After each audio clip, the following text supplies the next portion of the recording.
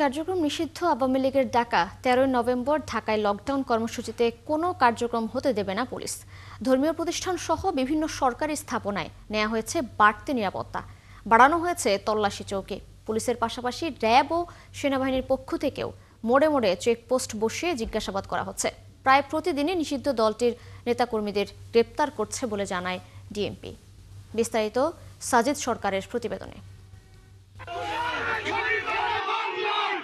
বেশ কয়েক মাস ধরেই অলি গলি রাস্তায় দেখা যাচ্ছে কার্যক্রম নিষিদ্ধ আওয়ামী লীগের ঝটিকা মিছিল। মুখে মাস্ক পরে কোনো রকম মিছিল করে মুহূর্তেই লাপাত্তা হয়ে যাচ্ছে সমর্থকরা।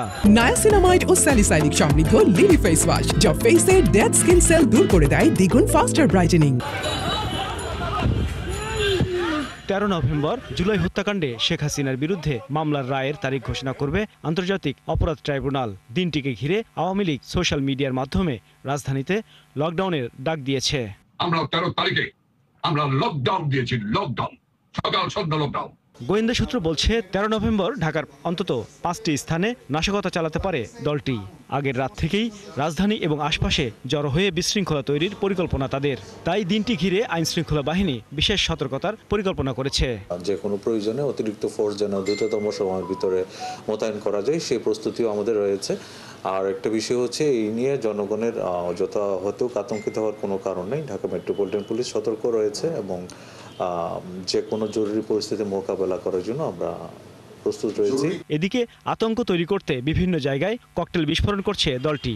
একই সাথে দেয়া হচ্ছে গণপরিবহনে আগুন, ফলে ফায়ার সার্ভিসেরও বেড়েছে কাজের চাপ। তারা বলছে মানুষকে সচেতন করতে বিভিন্ন স্থানে প্রজেক্টর বসিয়ে অগ্নি প্রতিরোধক ব্যবস্থা দেখানো হচ্ছে।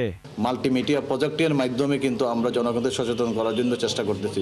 এই শুষ্ক মৌসুমে কিন্তু বড় ধরনের অগ্নিকাণ্ড সংঘটিত হচ্ছে, যাতে জনগণ সচেতন থাকে। তার জন্য দুর্ঘটনা ঘটলে পরে কী করণীয়, কিভাবে ইলেকট্রিক লাইনগুলো ঠিক রাখতে হবে, কেমিক্যাল দুর্ঘটনা হলে কিভাবে কাজ করতে হবে, প্রত্যেকটা বিষয়ে আমরা প্রজেক্টের মাধ্যমে, ভিডিওর মাধ্যমে আমরা জনগণকে দেখানোর চেষ্টা করতেছি।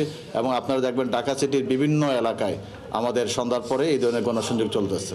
গেল 10 মাসে নগরে ঝটিকা মিছিল করার অপরাধে আওয়ামী লীগ, ছাত্রলীগ সহ বিভিন্ন অঙ্গ সংগঠনের 3000-এর বেশি নেতাকর্মীকে গ্রেপ্তারের তথ্য জানিয়েছে ডিএমপি।